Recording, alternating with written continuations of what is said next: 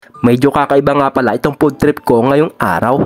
Ihahalo ko lang naman yung sardina sa kanin tapos sasamahan ko pa ng seaweeds ay pwede rin pala.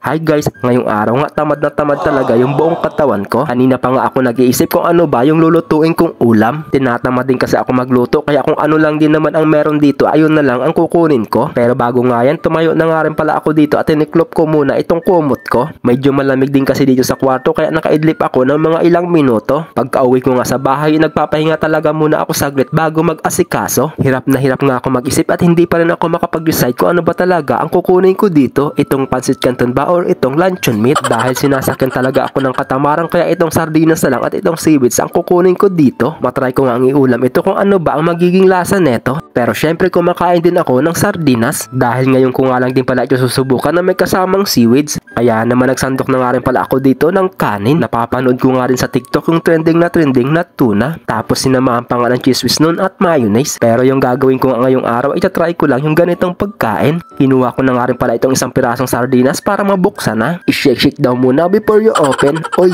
English yon. Nung mabuksan ko na nga rin pala yung lata, ay kumuha lang ako dito ng maliit na bowl. I-separate ko kasi yung sauce neto. At syempre hindi natin pwedeng itapon yung sauce dahil pwede pa nating iulam yan. Nung makuha ko na nga rin pala yung sauce ay sinet aside ko muna. Tapos kinuha ko na nga rin pala itong seaweeds para mabuksan na. Itong gagamitin ko nga palang seaweeds ay cheese flavor. Wala kasi akong mahanap na plain kaya ito na lang ang kinuha ko. Yan lang din naman kasi ang meron doon sa cabinet natin. At eto na nga rin pala yung sauce na nakuha natin kanina. Itinabi ko na nga rin pala at ibinuhos ko na nga rin itong sardinas. Tapos dudurogin ko nga ito dito sa kanin. Hindi ko nga rin pala ito tinigilan hanggat hindi ko siya nadudurog. Minekos-mekos ko nga lang din pala ito para maghalo-halo siya ng mabuti. Ayan guys, okay na nga din pala ito kaya binuksan ko na rin itong seaweeds. Habang binubuksan ko nga pala ito ay napapaisip ako kung ano ba ang magiging lasa neto. Pero sigurado ako mukhang masarap naman ang experiment cravings natin for today's video. Habang binubuksan ko nga itong seaweeds ay parang gusto ko na nga lang din papakin.